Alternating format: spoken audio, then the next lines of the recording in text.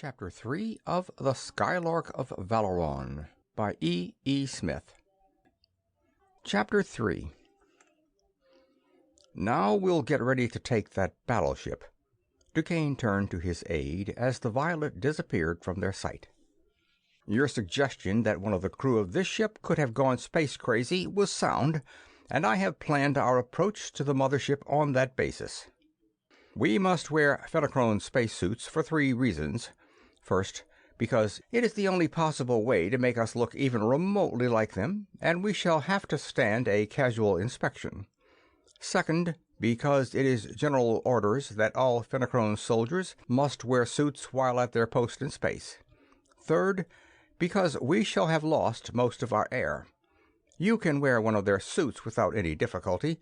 The surplus circumference will not trouble you very much.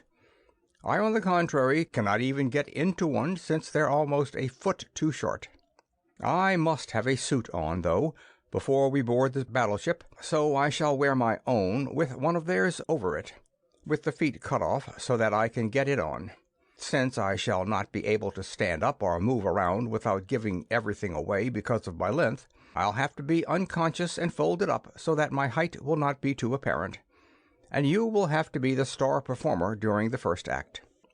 But this detailed instruction by word of mouth takes altogether too much time. Put on this headset, and I'll shoot you the whole scheme, together with whatever additional Fenachrone knowledge you will need to put the act across. A brief exchange of thoughts and of ideas followed.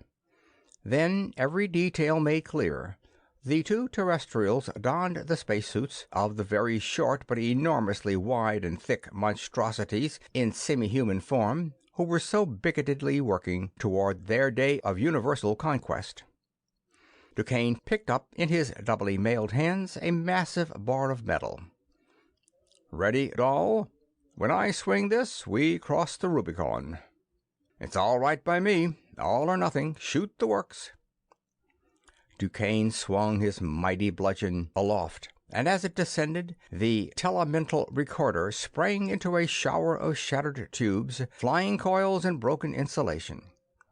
The Visi-ray apparatus went next, followed in swift succession by the superficial air controls, the map cases, and practically everything else that was breakable, until it was clear to even the most casual observer that a madman had in truth wrought his frenzied will throughout the room.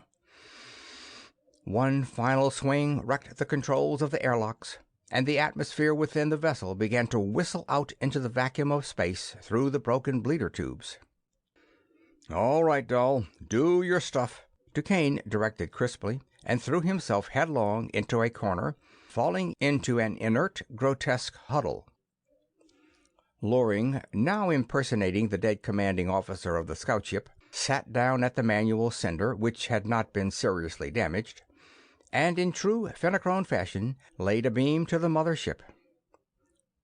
"Scout ship K3296, Sub-Lieutenant Grenimar commanding, sending emergency distress message," he tapped out fluently. "Am not using telemental recorder as required by regulations because nearly all instruments wrecked. Private 244C14 on watch suddenly seized with space insanity, smashed air valves, instruments, and controls. Opened lock and leaped out into space. I was awake and got into suit before my room lost pressure. My other man, 397B42, was unconscious when I reached him, but believe I got him into his suit soon enough so that his life can be saved by prompt aid. 244C14, of course, dead, but I recovered his body as per general orders and am saving it so that brain lesions may be studied by College of Science. Repaired this manual sender and have ship under partial control. Am coming toward you, decelerating to stop in 15 minutes. Suggest you handle this ship with beam when approached, as I have no fine controls. Signing off, K3296. Super Dreadnought Z12Q, acknowledging emergency distress message of scout ship K296, came almost instant answer. Will meet you and handle you as suggested. Signing off, Z12Q. Rapidly, the two ships of space drew together. The patrol boat now stationary with respect to the planet, the huge battleship decelerating at maximum. Three enormous beams reached out, and, held at prow midsection and stern, the tiny flyer was drawn rapidly but carefully against the towering side of her mother ship. The double suction seals engaged and locked, the massive doors began to open. Now came the most crucial point of DuQuesne's whole scheme. For that warship carried a complement of nearly 100 men, and 10 or a dozen of them, the lock commander, surgeons, and orderlies certainly, and possibly a corps of mechanics as well, would be massed in the airlock room behind those slowly opening barriers. But in that scheme's very audacity lay its great strength, its almost complete assurance of success. For what Fenachrone, with the inborn superiority complex that was his heritage, would even dream that two members of any alien race would have the sheer, brazen effrontery to dare to attack empty-handed a full-manned Class Z super-dreadnought, one of the most formidable structures that has ever lifted its stupendous mass into the ether. But DuQuesne so dared. Direct action had always been his forte. Apparently impossible odds had never daunted him. He had always planned his coups carefully, then followed those plans coldly and ruthlessly to their logical and successful conclusions. Two men could do this job very nicely, and would so do it. DuQuesne had chosen Loring with care. Therefore he lay at ease in his armor in front of the slowly opening portal, calmly certain that the iron nerves of his assistant would not weaken for even the instant necessary to disrupt his carefully laid plan. As soon as the doors had opened sufficiently to permit ingress, Loring went through them slowly, carrying the supposedly unconscious man with care. But once inside the opaque walls of the lock room, that slowness became activity incarnate. DuQuesne sprang instantly to his full height, and before the clustered officers could even perceive that anything was amiss, 4 sure hands had trained upon them the deadliest hand weapons known to the superlative science of their own race. Since DuQuesne was overlooking no opportunity of acquiring knowledge, the heads were spared, but as the 4 furious blasts of vibratory energy tore through those massive bodies, making of their every internal organ a mass of disorganized protoplasmic pulp, every Fenachrone in the room fell lifeless to the floor before he could move a hand in self-defense. Dropping his weapons, DuQuesne wrenched off his helmet, while Loring, with deft hands, bared the head of the senior officer of the group upon the floor. Headsets flashed out, were clamped into place. Dials were set. The scientist shot power into the tubes, transferring to his own brain an entire section of the dead brain before him. His senses reeled under the shock, but he recovered quickly, and even as he threw off the phones, Loring slammed down over his head the helmet of the Fenachrone.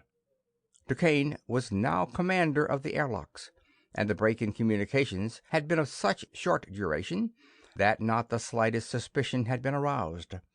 He snapped out mental orders to the distant power room, the side of the vessel opened, and the scout ship was drawn within. "All tight, sir," he reported to the captain, and the Z-12Q began to retrace her path in space. DuQuesne's first objective had been attained without untoward incident. The second objective, the control room, might present more difficulty, since its occupants would be scattered. However, to neutralize this difficulty, the earthly attackers could work with their bare hands, and thus with the weapons with which both were thoroughly familiar. Removing their gauntlets, the two men ran lightly toward that holy of Fenachrone holies, the control room. Its doors were guarded, but DuQuesne had known that it would be, wherefore the guards went down before they could voice a challenge. The door crashed open, and 4 heavy, long-barreled automatics began to vomit forth a leaden storm of death. Those pistols were gripped in accustomed and steady hands. Those hands, in turn, were actuated by the ruthless brains of heartless, conscienceless, and merciless killers. His second and major objective gained, DuQuesne proceeded at once to consolidate his position. Pausing only to learn from the brain of the dead captain the exact technique of procedure, he summoned into the sanctum, one at a time, every member of the gigantic vessel's crew.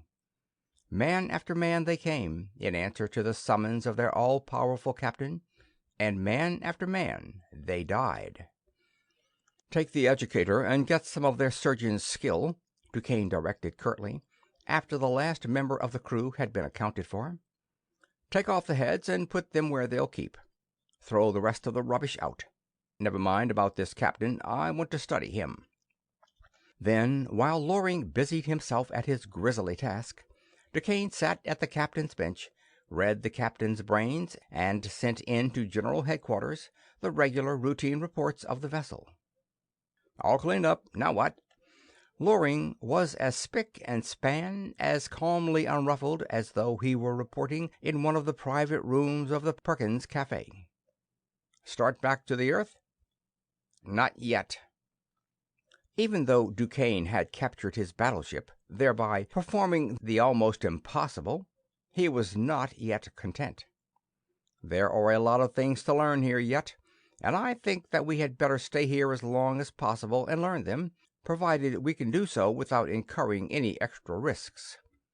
As far as actual flight goes, 2 men can handle this ship as well as 100, since her machinery is all automatic. Therefore, we can run away any time. We could not fight, however, as it takes about 30 men to handle her weapons. But fighting would do no good anyway, because they could outnumber us 100 to 1 in a few hours. All of which means that if we go out beyond the detector screens, we will not be able to come back.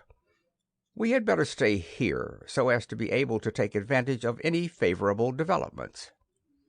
He fell silent, frowningly concentrated upon some problem obscure to his companion. At last he went to the main control panel and busied himself with a device of photocells, coils, and kino bulbs, whereupon Loring set about preparing a long-delayed meal. "It's all hot, Chief. Come and get it," the aide invited, when he saw that his superior's immediate task was done. "What's the idea? Didn't they have enough controls there already?" "The idea is, Doll, not to take any unnecessary chances." "Ah, this goulash hits the spot." DuQuesne ate appreciatively for a few minutes in silence, then went on. "3 things may happen to interfere with the continuation of our search for knowledge. First, since we are now in command of a Fenachrone mothership, I have to report to headquarters on the telemental recorder, and they may catch me in a slip any minute, which will mean a massed attack. Second, the enemy may break through the Fenachrone defenses and precipitate a general engagement. Third, there is still the bare possibility of that cosmic explosion I told you about. In that connection, it is quite obvious that an atomic explosion wave of that type would be propagated with the velocity of light. Therefore, even though our ship could run away from it, since we have an acceleration of 5 times that velocity, yet we could not see that such an explosion had occurred until the wave front reached us. Then, of course, it would be too late to do anything about it, because what an atomic explosion wave would do to the dense material of this battleship would be simply nobody's business. We might get away if one of us had his hands actually on the controls and had his eyes and his brain right on the job, but that is altogether too much to expect of flesh and blood. No brain can be maintained at its highest pitch for any length of time." "So what?" Loring said laconically. If the chief was not worried about these things, the henchman would not be worried either. "So I rigged up a detector that is both automatic and instantaneous. At the first touch of any unusual vibration, it will throw in the full space drive and will shoot us directly away from the point of the disturbance. Now we shall be absolutely safe, no matter what happens." We are safe from any possible attack. Neither the Fenachrone nor our common enemy, whoever they are, can harm us. We are safe even from the atomic explosion of the entire planet. We shall stay here until we get everything that we want. Then we shall go back to the green system. We shall find Seaton." His entire being grew grim and implacable. His voice became harder and colder even than its hard and cold wont. "We shall blow him clear out of the ether.